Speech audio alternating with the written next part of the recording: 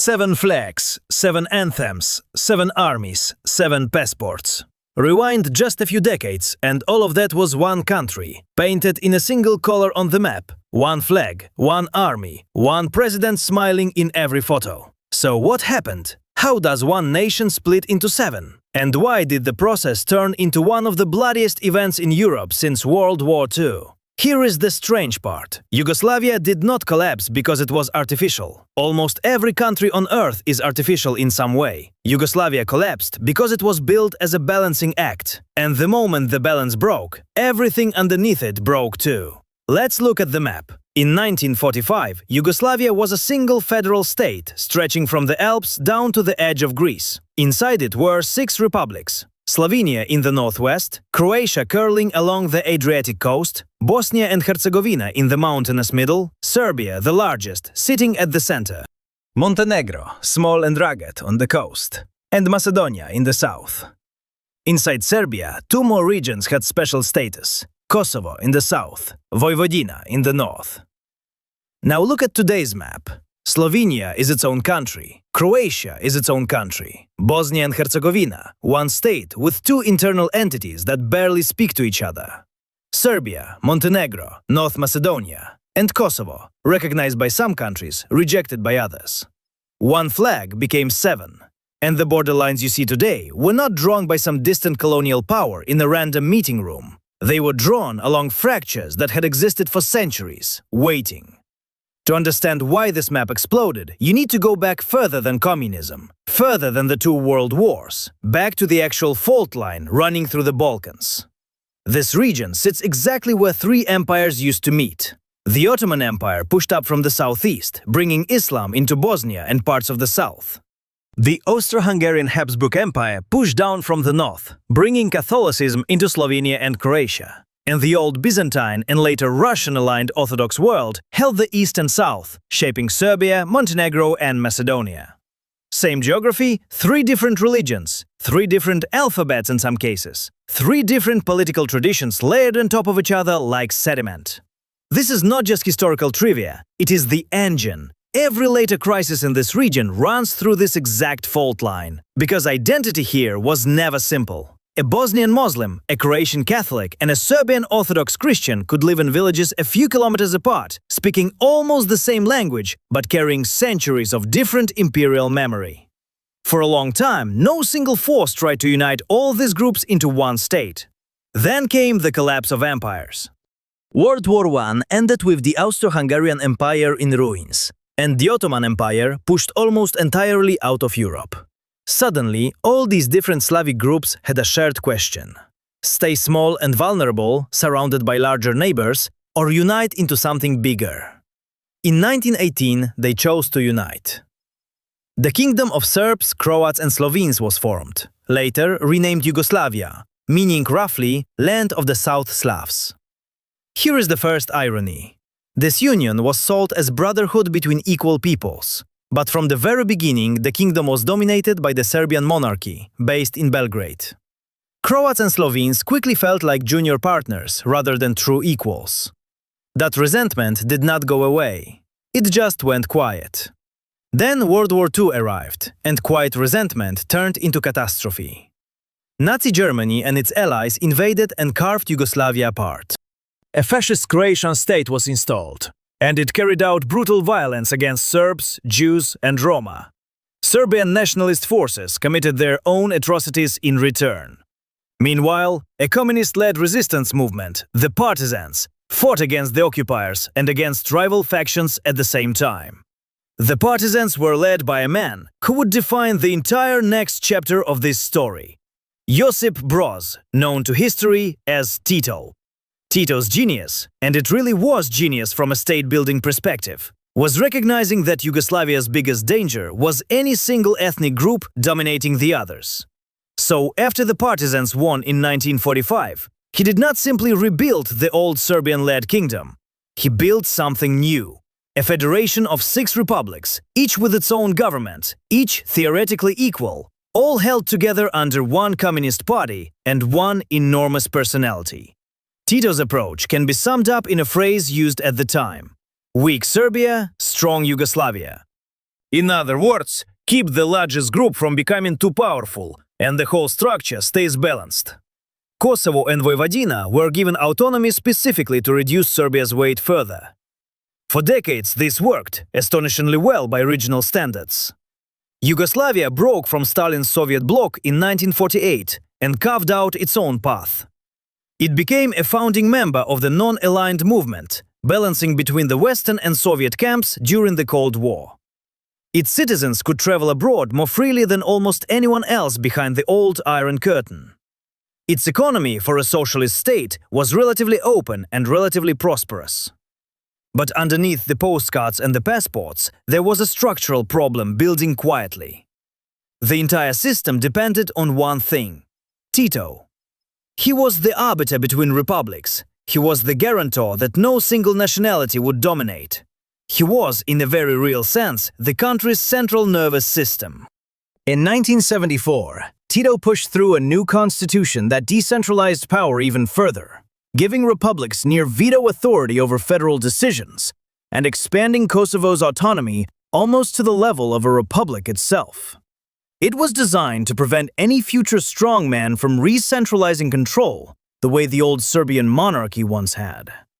It was a wise insurance policy against one specific danger.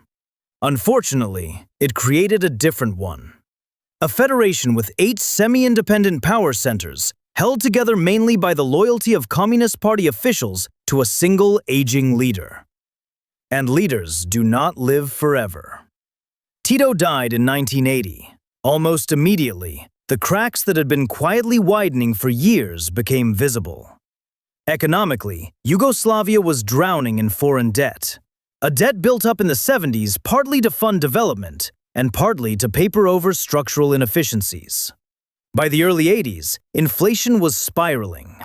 International lenders demanded austerity. Wages fell, unemployment rose. Ordinary Yugoslavs, who had grown used to relative prosperity, watched their standard of living decline sharply. And here is a pattern you see again and again in history. Economic crisis rarely destroys a country by itself. What it does is remove people's tolerance for political grievances they used to shrug off. Without Tito to balance the republics against each other, and with genuine economic pain spreading everywhere, local leaders in each republic started doing something new and dangerous. They started blaming other republics. Serbian politicians argued that Serbia was being unfairly restrained by the 1974 constitution, and that Kosovo's autonomy in particular had gone too far. Slovenian and Croatian politicians argued the opposite, that their wealthier, more Western-oriented republics were subsidizing poorer regions and getting nothing but bureaucratic control from Belgrade in return. Into this vacuum stepped a rising Serbian Communist Party official named Slobodan Milosevic. In 1987, visiting Kosovo, Milosevic told a crowd of Kosovo Serbs who felt marginalized by the region's ethnic Albanian majority a now famous line: "No one should dare to beat you." It sounds small.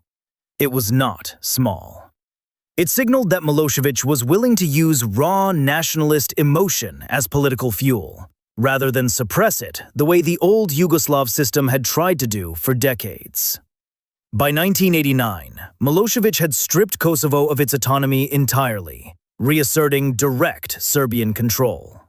To Kosovo's ethnic Albanian majority, this felt like occupation.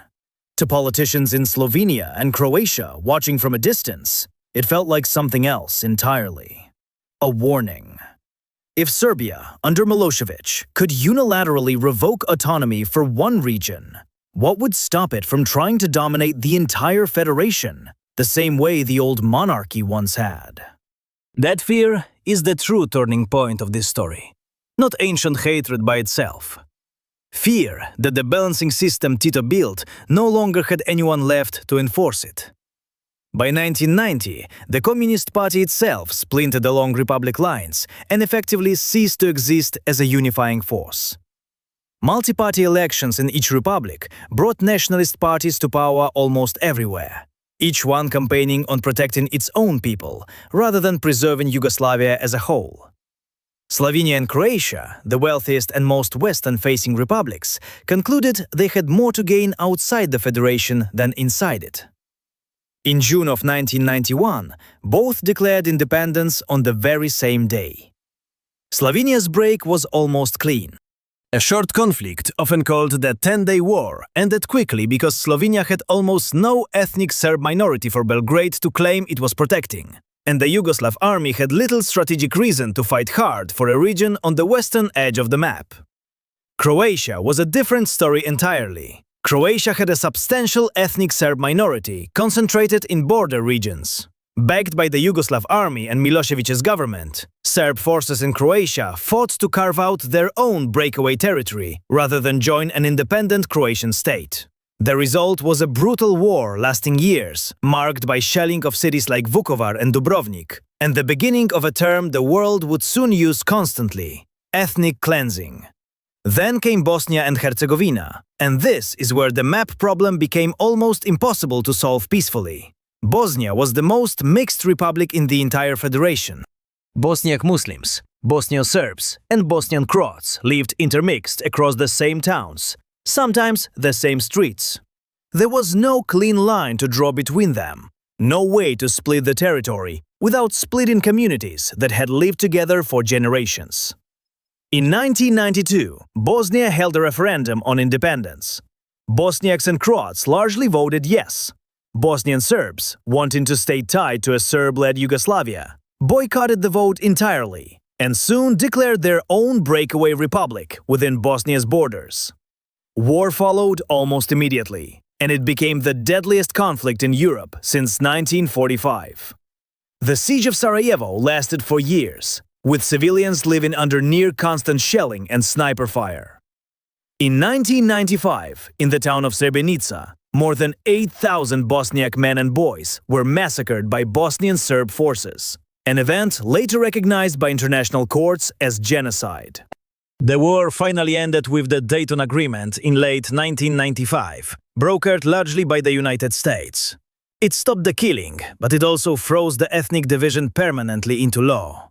Bosnia and Herzegovina became one internationally recognized country containing two separate entities: a Bosniak-Croat Federation and a Bosnian Serb Republic called Republika Srpska, each with its own government, police, and, in practice, its own loyalty. One country, two systems. A ceasefire treated as a permanent constitution. That tension has never fully gone away. Meanwhile, the fuse Milosevic lit years earlier in Kosovo was still burning. Through the 1990s, tension between Kosovo's ethnic Albanian majority and Serbian security forces escalated into open conflict by 1998. Reports of mass expulsions and killings of ethnic Albanian civilians prompted NATO, acting without United Nations authorization, to launch an air campaign against Serbian forces in 1999. The bombing campaign ended Serbian control over Kosovo in practice, though not immediately on paper. Kosovo would not formally declare independence until 2008, and even now, Serbia does not recognize it.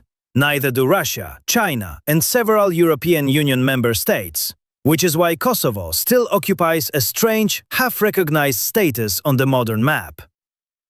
By 2000, Milosevic himself had lost power, later dying in a courtroom at The Hague, while on trial for war crimes, a case unresolved at his death. The remaining union between Serbia and Montenegro limped on for a few more years as a loose confederation, mostly symbolic. Then, in 2006, Montenegro held its own independence referendum.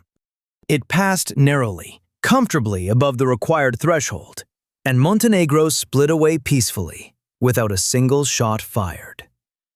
After more than a decade of the bloodiest wars in post-war European history, the final republic to leave did so quietly, almost as an afterthought. That left one more piece of the puzzle: Macedonia, which had declared independence peacefully back in 1991, avoiding the wars entirely thanks to a negotiated Yugoslav army withdrawal. But even Macedonia's story wasn't finished. Its very name was disputed for decades by neighboring Greece, which has its own northern region called Macedonia, and objected to another country using the same name. Only in 2019 was the dispute finally resolved, with the country officially renamed North Macedonia. So there is the full chain. One kingdom in 1918. One federation under Tito by 1945. One balancing system that depended entirely on a single leader and a Cold War context that rewarded staying unified. Then the leader died, the debt crisis hit, the Cold War ended, and nationalist politicians discovered that blaming your neighbor was a faster path to power than defending a shared, increasingly fragile country. 7 countries stand where one used to be. Slovenia and Croatia, now members of the European Union. North Macedonia and Montenegro, further along in EU accession talks. Serbia, still negotiating its own path, still refusing to recognize Kosovo. Bosnia and Herzegovina, technically one state, functionally divided into 2 systems that still eye each other with suspicion. And Kosovo, independent in practice, but still missing recognition from a chunk of the world, including the country it's separated from. The scars are still visible if you know where to look. Republika Srpska's leadership periodically threatens to secede from Bosnia entirely. Serbia and Kosovo still negotiate basic issues like license plates and border crossings as if the war ended last year instead of decades ago. Even language became a battlefield. What used to be taught as one shared language, Serbo-Croatian, is now officially 4 separate languages: Serbian, Croatian, Bosnian, and Montenegrin, nearly identical but politically essential to keep distinct. So why did Yugoslavia explode into 7 countries? Not because ancient hatreds were somehow uniquely intense in this one corner of Europe. Every region has old grievances. The real answer is structural. Yugoslavia was a balancing act, built on top of a genuine fault line between empires, religions, and alphabets. And that balancing act depended entirely on one man, one party, and one Cold War geopolitical arrangement that rewarded staying together. Remove Tito, remove the Cold War pressure, add a debt crisis and a handful of politicians willing to trade unity for personal power. And the balance that had held for decades didn't bend. It broke, all at once, along exactly the lines history had drawn centuries before anyone called this place Yugoslavia at all.